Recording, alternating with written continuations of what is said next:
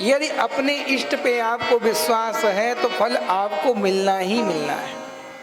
बस यही है, आज अगर नहीं मिलेगा तो कल तो मिल ही जाएगा। क्यों? विश्वासो फलदायक है। यदि आपको पूर्ण रूपेण विश्वास है तो विश्वास का फल आपको मिल ही जाएगा। तो मेरी राधा रानी फल देगी, आज नहीं तो कल देगी, लेकिन देगी जरूर। इसलिए हम लोग परमात्मा का भजन और चिंतन निरंतर करते रहें। इस प्रकार से महाराज कथा में हम लोग कहाँ थे? इसके पहले की कथा हम लोग कहाँ चल रहे थे महाराज? भजन के पहले कथा हुई थी, कहाँ हम लोग पूर्ण विराम लिए? किसी को नहीं याद? ये सब केवल और केवल आपकी सचेतता के लिए पूछा जाता है, कहीं आप सचेत हो या अचेत तो नहीं हो।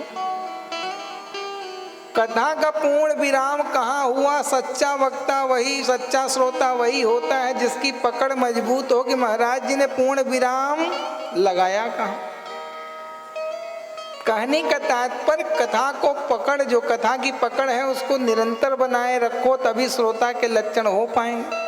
अब जब आप पकड़ ही नहीं बनाए तो महाराज चिंतन करोगे कैसे रात को? तो कथा कहाँ प्रारंभ हुई और कहाँ पे महाराज जी ने छोड़ा है, उसको पकड़ के रखना है। बुलबा के बिहारी लाल की। हम लोग थे कहाँ महाराज के देवता लोग इस कथा को सुनने के लिए अदला बदली करने का निर्णय ले चुके हैं। किस चीज का अदला बदली? कथा का। क्या सोचा कि राजा परीक्षित मृत्यु से मरण से बचने के लिए उपाय कर रहा है, कथा में बैठा हुआ है और हम लोग कथा सुनना चाहते हैं और कथा हमें मिल नहीं रही। हमारे पास अमृत है, यानी जो चीज राजा परीक्षित को चाहिए वो मेरे पास है और जो राजा परीक्षित के पास है वो हमें चाहिए, यानी अदला बदली बढ़िया से हम कर सकते हैं। अब क्या था महाराज, भागे भागे आए और आज अमृत का जो घड़ा है लेकर आ गए। लेकर के आते ही महाराज आज तुरंत निवेदन कर दिया श्री सुखदेव जी महाराज से कि गुरुदेव प्रणाम, एक निवेदन है। बोले क्या निवेदन है देवताओं? बोले देखे राजा परीक्षित को मरण से डर है, जिसके लिए वो कथा सुन रहा है और हम लोगों को कथा सुनना है। हमारे पास अमृत है तो अमृत का पान करा दो राजा परीक्षित को और कथा महाराज हमें सुना दो। जैसे ही श्री सुखदेव ने सुना कि ये तो अदला बदली व्यापार का कार्य करने आए, बड़े क्रोध में आ गए। सोचने लग गए कैसे मूढ़ हैं, कैसे मूर्ख हैं ये, अदला बदली भी करने आए तो समान वस्तु के नहीं महाराज। कहने का तात्पर्य तुरंत बड़े क्रोध में आ गए और डांट फटकार लगाने लग गए। को सदा को कथा को कथा काचम को मणि महान। अरे मूर्ख मूर्ख देवताओं, अरे कहीं तुम लोग कांच रूपी अमृत की तुलना इस मणि रूपी कथा से कर रहे हो।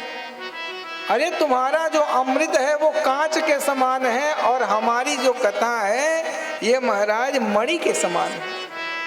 यानी कहने का तात्पर्य आज श्री सुखदेव ने अमृत को भी महाराज कथा के आगे कांच बता दिया।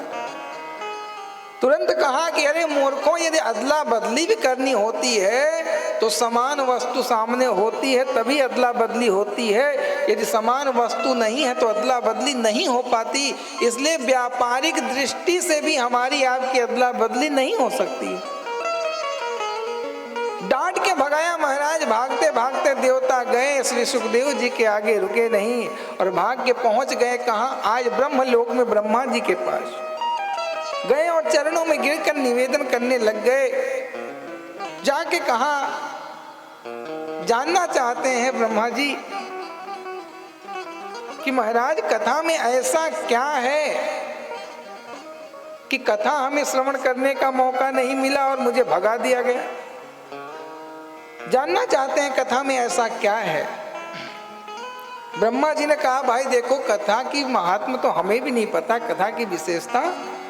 यदि इसको यद्यपि ब्रह्मा जी को पता है, लेकिन उनको पता कराना है देवताओं को पता लग जाए कि कथा है क्या।